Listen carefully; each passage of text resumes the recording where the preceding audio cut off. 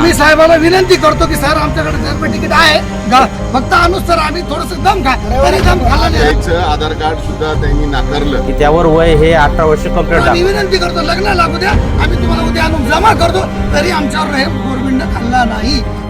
ते म्हणले तुम्ही मारा आत्महत्या करा आम्हाला गेलं नाही भाताचे बघूनच सांगले मग यायचे का दादागिरी घ्यायचे का. जालना जिल्ह्यात एक धक्कादायक आणि वादग्रस्त प्रकार समोर आलाय. बालविवाहाच्या संशयावरून प्रशासनानं थेट लग्नस्थळी धाव घेत विवाह सोहळा थांबवलाय. मात्र यानंतर नातेवाईकांनी अधिकाऱ्यांवर गंभीर आरोप करत संताप व्यक्त केलाय. नेमकं काय आहे हे प्रकरण पाहुयात या रिपोर्टमधून. जालन्यातील अंबड चौफुली परिसरातील सत्कार मामा लॉन्स येथे बीड जिल्ह्यातील एका मुलीचा बालविवाह होत असल्याची माहिती चाइल्ड हेल्पलाईनला मिळाली. या माहितीच्या आधारे महिला आणि बालविकास विभाग, चाइल्डलाईन आणि जिल्हा बाल संरक्षण कक्षानं संयुक्त कारवाई करत लग्नस्थळी धाव घेतली. कागदपत्रांची पडताळणी करताना मुलगा आणि मुलीच्या वयाबाबत शंका निर्माण झाल्याने अधिकाऱ्यांनी खबरदारीचा उपाय म्हणून लग्न तात्काळ थांबवलं. मुलीच्या वयाची सर्व कागदपत्र योग्य होती तरीही सखोल पडताळणी न करता लग्न थांबवण्यात आलं. त्यामुळे आमचं मोठं आर्थिक नुकसान झालं. नवरी आणि तिच्या आई वडिलांनी यावेळी आत्महत्या करणार पण आम्ही त्यांना सावरलंय, आम्हाला न्याय द्या अशी मागणी नवरीच्या मामाकडून करण्यात आली आहे. आम्ही साहेबाला विनंती करतो की सर आमच्याकडे जर तिकीट आहे फक्त आणून सर आम्ही थोडस दम खा तरी दम खाला नाही. रविवार दिवस आहे शाळा बंद असतात म्हणून आम्ही विनंती करतो लग्न लागू द्या आम्ही तुम्हाला उद्या आणून जमा करतो तरी आमच्यावर रहीम गव्हर्नमेंटने खाल्ला नाही. पोलीस अधिकाऱ्याने आमचा रहीम केला नाही. ते म्हणले तुम्ही मारा आत्महत्या करा आम्हाला गेलं नाही तुमचं लग्न रोखणार म्हणजे रोखणार. हे कोणता गरिबासाठी कायदा आहे हे आम्हाला न्याय द्या. आम्ही मुलीचं वय कमी बे म्हणले तर आम्ही म्हणलं बाबा आम्हाला एक 18 वर्ष 6 महिने 7 दिवस वर आहे तरी आम्ही पोलीस वाल्याला हात जोडले पाय पडलो विनंती केली की सर आम्ही गरीब माणसं हातावरचे आहेत आम्ही आमच्या जण हे कार्यक्रम बिघडता डबल होणार नाही आम्हाला आत्महत्या करायची मजबुरी आम्ही याचं पैसे काढून हे लग्न उभा केलं आणि याच्यावर मी पोलीस वाल्यानं आम्हाला साथ दिली नाही म्हणून पोरीचा नवरदेव टाकून गेला. पोलीस आली पोलीस वाल्याने आमच्या वराड काढून दिलं पॅटवाले काढून दिले भगुने सांडले वरणाचे भगुने सांडले तुम्हाला सांगतो भाजीचे भगुने सांडले भाताचे भगुने सांडले मग यायचे का दादागिरी घ्यायचे का माय बहिणीची भाड आहे यायच्या ठेवलेली. त्याच्यामुळे माझे वर गेलं त्याच लॉजवर आज माझा बहीण मेवणा आणि मुलगी आत्महत्या करायला वर उड्या मारलं. आम्ही बायचान्स आम्ही वर गेलो म्हणून ते वाचले आणि आम्ही पोलीस स्टेशनला आलो आम्हाला न्याय द्या. दरम्यान मुलगा आणि मुलगी दोघेही वयाने पूर्ण असल्याचा दावा नातेवाईकांनी केलाय. या गोंधळाच्या पार्श्वभूमीवर नवरदेवानं घटनास्थळावरून निघून गेल्याची माहिती समोर आली आहे. त्यामुळे संपूर्ण विवाह सोहळा विस्कळीत झाला. हा लग्न समारंभ थांबवण्यात येऊ नये यासाठी आधार कार्ड नुसार मुलीचं वय पूर्ण असल्याचं नातेवाईकांनी सांगूनही अधिकाऱ्यांनी न ऐकता हा लग्न समारंभ थांबवला. म्हणून या अधिकाऱ्यांवर कारवाई करावी अशी मागणी करण्यात आली आहे. त्यांनी त्याला वेळ मागितला त्यांनी वेळ न देता त्यांनी त्याला आधार कार्ड सुद्धा सादर केलं. आधार कार्ड सुद्धा सादर केलं. त्याचं आधार कार्ड सुद्धा त्यांनी नाकारलं.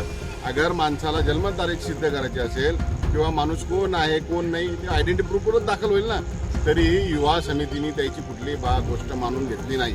म्हणून आमचा असा आक्षेप आहे आज इथं जन्मदाखला असूनही सुद्धा आज जन्मदाखला असूनही ही जन्मदाखल्याची तारीख आणि आधार कार्डची तारीख ही सेम आहे तरीही त्यांनी कुठल्याही परिस्थितीची मान्यता केली नाही. आणि म्हणून त्या मुलीचा आज बिचारीचा हे पूर्ण परिवार आज रस्त्यावर यायची वेळ झाली. आज त्याच्यावर म्हणजे एकदम वाईट परिस्थिती आलेली. काही गोष्टी त्याच्यासोबत घडवणे आमची अशीच ईश्वरचरणी प्रार्थना आहे. पण ह्या गोष्टीचा विवाह मंडळाने आणि ते जेवढे अधिकारी असतील हे सस्पेंडच झाले पाहिजे. कारण की अशी चुकीचं काम करणं हे एकदम चुकीचं आहे. हे कोणाच्या बोलण्यावरून आले हे अर्धवट माहिती घेऊन कसे आले.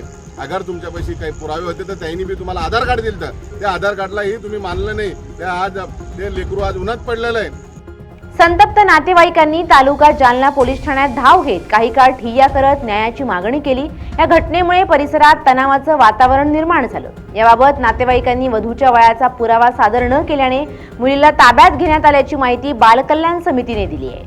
आपल्याकडे चाइल्डलाईनकडे तक्रार आली होती नीनावी नावाने की अशा प्रकारचं एक लग्न होते एका लॉन्समध्ये आणि मुलीचं वय कमी आहे. तेव्हा आपण तात्काळ पोलिसांना सोबत घेऊन घटनास्थळी दाखल झाली चाइल्डलाईनची टीम.